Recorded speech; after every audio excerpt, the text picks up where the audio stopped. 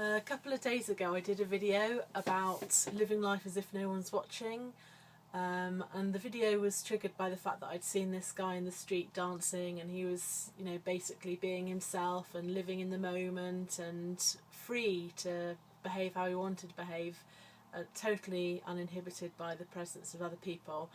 And in the video I was saying about how we're so suppressed by what society expects of us, and so many of us don't feel free to do those kind of things at all. And in this video I wanted to go into a bit more detail about the ways in which I think that wearing a mask and not being yourself can have a really negative effect on your life. I didn't realise I was not living as my true self until I had an illness back in 2006, which sort of made me stop and think about my life. And it's my nature to sort of analyse everything, and in doing so I kind of realised that for me there were 5 sort of different areas where my life was being significantly affected by the fact that I wasn't being my true self. And you know, maybe you've got some others you can add to this list, but hopefully this will help you to identify where a mask might be affecting you, and also kind of knowing the full extent to which not living as your true self impacts your life can be really motivating, thinking, right, that's it, you know, I'm going to make a change. So I'm hoping this video will help you to get that motivation and commitment to be your true self in your own life. So the first way that the mask and not being my true self was really affecting me was stress. A lot of people in our culture put stress down to overwork and to the type of job you have, and although that's true, when I was poorly with a stress-related illness, I tried a lot of the normal stress techniques. I knew them all anyway, from doing a master's degree in occupational psychology and a degree in psychology. I kind of know about these areas anyway. So all the tools I had, I tried, and they didn't work. And as I thought more about this, I realised that actually there's a lot of stress in maintaining that mask, that feeling, that fear of being found out, that someone might actually see through the mask, especially if you've got this mask where you like to present yourself as competent and confident and professional. That mask can weigh ever so heavy, and there can be this constant feeling inside because you're projecting this image of being really confident to people, but on the inside you're worrying. What do people think of me? Am I, you know, is my work going to be good enough? Am I going to cope with this project? But no one would ever guess that. You know, there's so many of us going around where everyone else is looking at us thinking, gosh, they've got it all together, and actually underneath it's a completely different kettle of fish.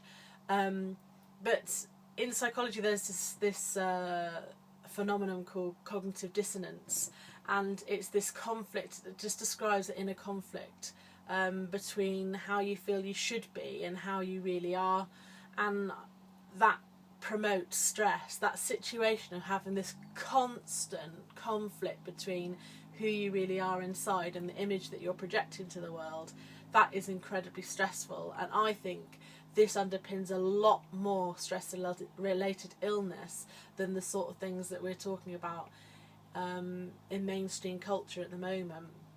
I certainly know for me, as soon as I started focusing on, okay, what am I really about, who am I, what do I really want, what really matters to me in life, and realising that I hadn't been living my life as my true self at all. But as soon as I started taking steps on that path, I found that I got better. It was absolutely remarkable, because the illness I had was chronic fatigue syndrome, or ME, and the doctors were saying to me that it could be years before I could get better, and I was completely bedridden. I had no energy and couldn't get out of bed. And as soon as I started putting my attention on what I really wanted, I started to get better. And I honestly believe this is the absolute crux of why I got better so quickly. And the doctors were absolutely astonished. They couldn't believe the transformation so quickly. Within a few months of me starting to focus on this particular thing, I completely overcome my stress-related illness. And so if you've got stress in your life, I honestly would recommend you just sit down and ask yourself, am I happy with my life? Am I being me? Have I got this constant stress inside me of this conflict, this battle going on between what I really want and what I feel I should be doing, and who I really am, and what image I'm projecting? And similarly, the second area is fatigue.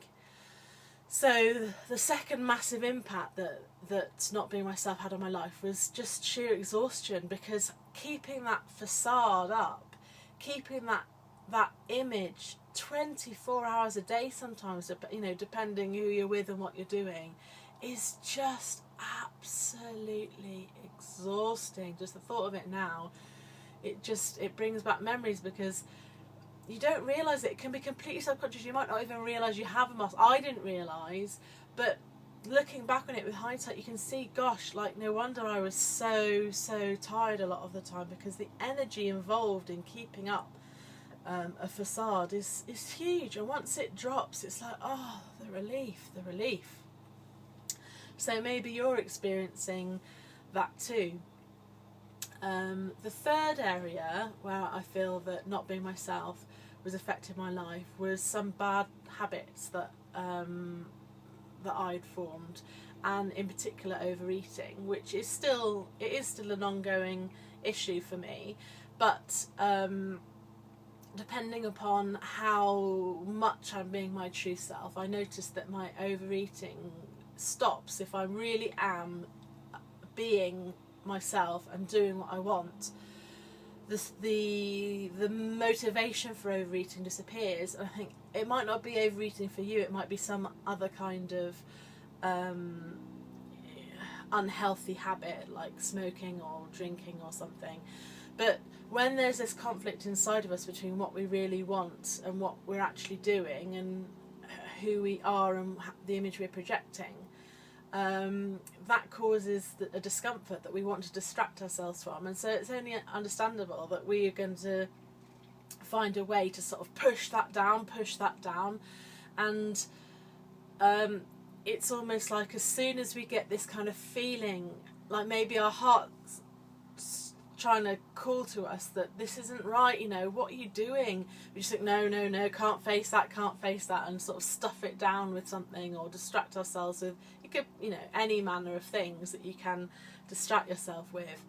But many of the things are unhealthy, and also they kind of block out that voice. That it's almost as if you have one of these habits, instead of actually having a cigarette or going to eat something, in that moment where you get the urge, you just sit down with the feeling and listen to yourself long enough, you'll probably hear what your heart is trying to tell you, and basically saying, look, you're not living in alignment with who you really are, and this is hurting you. So that's another area. And I think that the reason that my overeating has continued and got a lot worse actually in the last couple of years is because for quite a long time I've known inside of me that I needed to start sharing this sort of information with people. But the fear that I have, or had, or still have, around putting myself out there online and doing these videos is huge. And even though inside of me, as I knew it's what I wanted to do, I kind of kept on finding ways to distract myself. And a big technique that I used was to eat.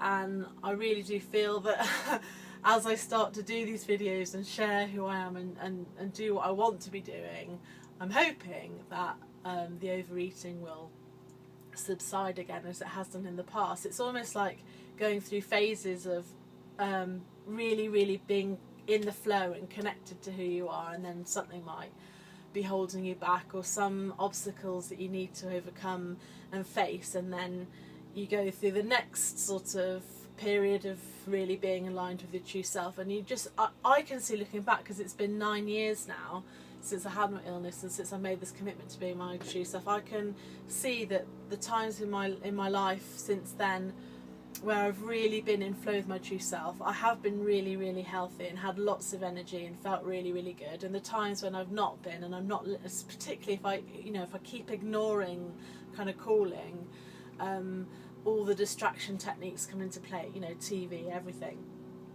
So that's another area. So there are 3 areas so far: stress, fatigue, and bad habits. And the 4th area of my life where I feel that not being my true self has really had an impact was career choice.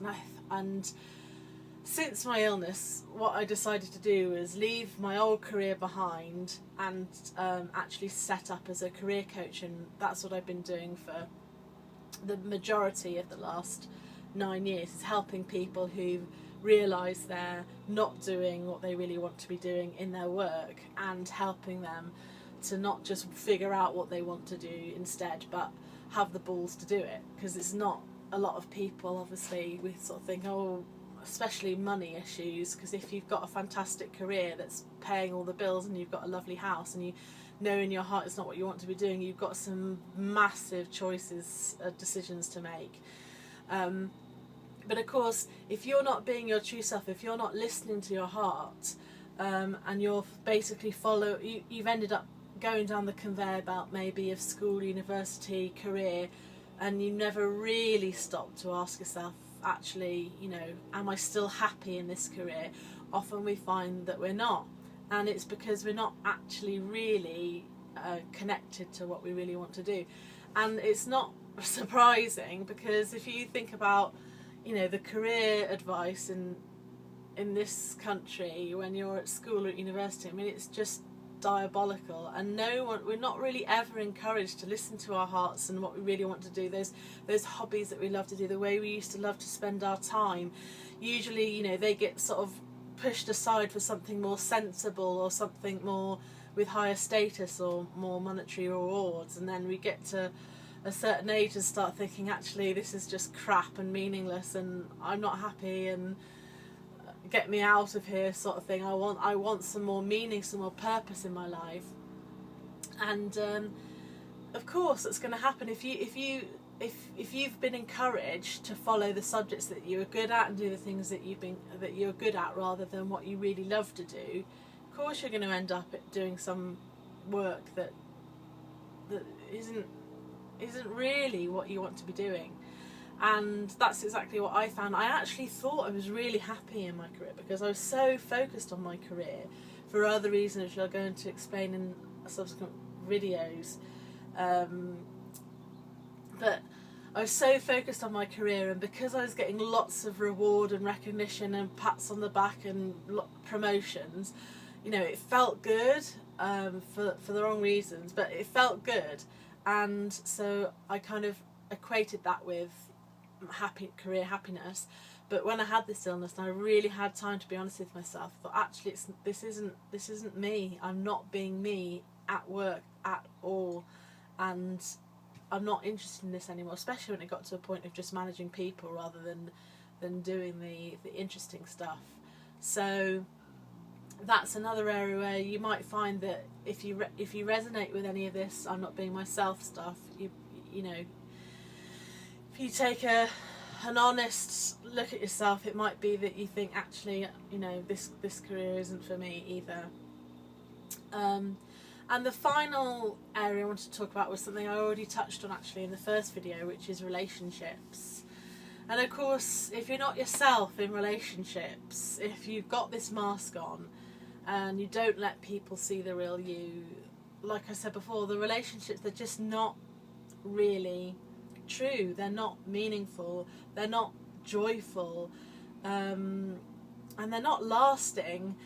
And I know for me, one of the biggest heartaches of my life was a relationship which ended not of my own choice, and it was because I hadn't been myself. Obviously I look back now and I'm married with a lovely son, and I'm really glad how everything panned out, but at the time it was such heartbreak.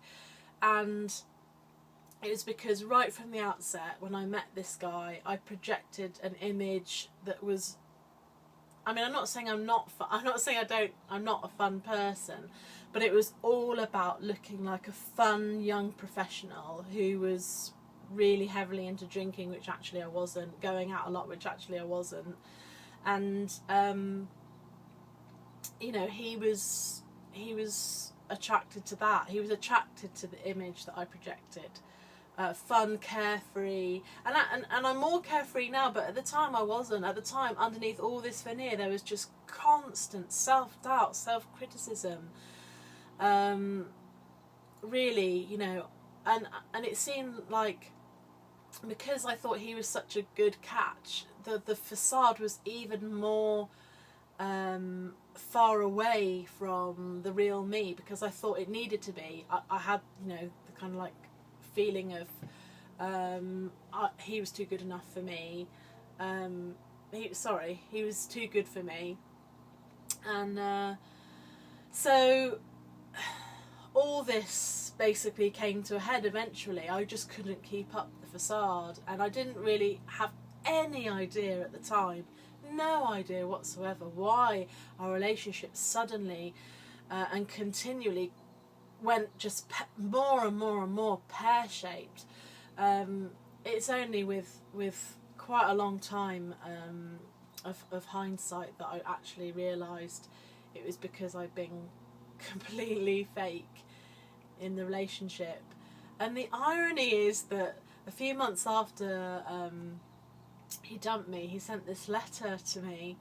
It was actually a 12-page letter explaining why he'd ended the relationship. And funnily enough, one of the things was that he wasn't being himself in the relationship either. There was a massive issue which he hadn't even told me about, that was his issue, and he'd kept from me. So we weren't bringing ourselves to the relationship. It was, like I said in the first video, mask interacting with mask. The relationship was between two people that didn't even actually exist. So there are so many ways. I'm sure maybe there's more ways that where now you can see that you're not being yourself, or you haven't been yourself in your life, how that's affected you. If you've got any other ways that you'd like to share, I'd be really interested to hear. But hopefully maybe this has made you think about your own life and the areas where this might be affecting you, and give you some motivation for making some changes. And in the next few videos I'm going to be talking about the steps that I took to get from massive facade, not doing what I want to do at all, to where I am now, which is okay, the facade comes out from time to time, but on the whole I'm so much more myself. I feel more free, I feel more calm, and I'm living life my way. So if that sounds good, then please tune in to the next videos, which will be coming soon. Thank you very much.